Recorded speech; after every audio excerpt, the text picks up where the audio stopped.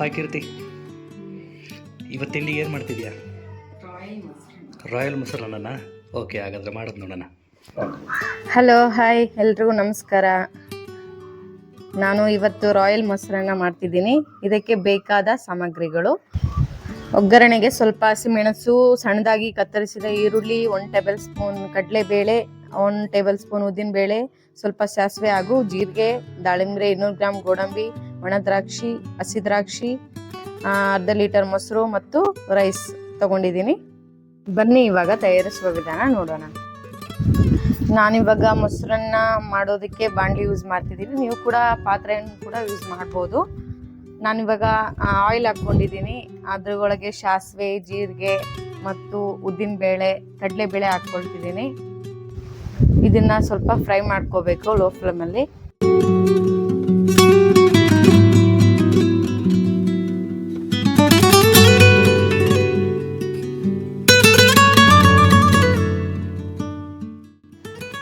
ಇವಾಗ ನಾನು ಹಸಿಮೆಣಸಿನಕಾಯಿ ಹಾಕೊಂಡು ಫ್ರೈ ಮಾಡ್ಕೊಳ್ತಿದ್ದೀನಿ.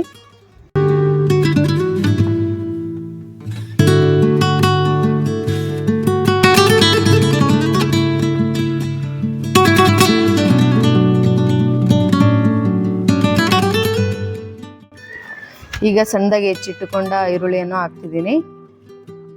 ಲೋ ಫ್ಲೇಮಲ್ಲಿ ಇದನ್ನ ಸ್ವಲ್ಪ ಫ್ರೈ ಮಾಡ್ಕೊಳ್ಳೋಣ.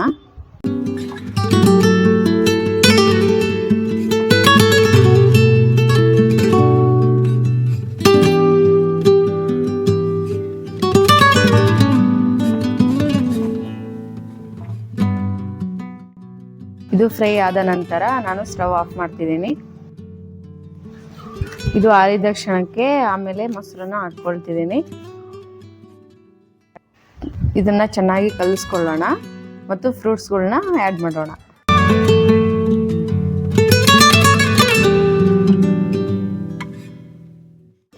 ರುಚಿಗೆ ತಕ್ಕಷ್ಟು ಸಾಲ್ಟ್ ಆ್ಯಡ್ ಮಾಡ್ಕೊಳ್ಳೋಣ.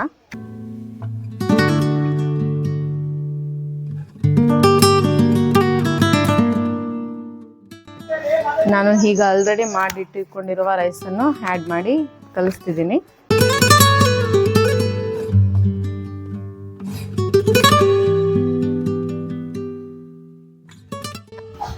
ಇನ್ನೇನು ನಮ್ಮ ರಾಯಲ್ ಮೊಸರನ್ನ ಸವಿಯಲು ರೆಡಿ ಆಗ್ತಿದೆ. ಈಗ ರುಚಿಯಾದ ಡೆಲಿಷಿಯಸ್ ಕರ್ಡ್ ರೈಸ್ ತಿನ್ನಲು ಸಿದ್ಧವಾಗಿದೆ. ನೀವು ಮನೆಯಲ್ಲಿ ಟ್ರೈ ಮಾಡಿ ರುಚಿ ಹೇಗಿದೆ ಎಂದು ಕಮೆಂಟ್ನಲ್ಲಿ ತಿಳಿಸಿ. ಇದೇ ರೀತಿಯ ಅಡುಗೆ ಮತ್ತು ಟಿಪ್ಸ್ಗಳಿಗೆ ನಮ್ಮ ಚಾನಲನ್ನು ಸಬ್ಸ್ಕ್ರೈಬ್ ಮಾಡಿ ಸ್ನೇಹಿತರೆ. Thank you.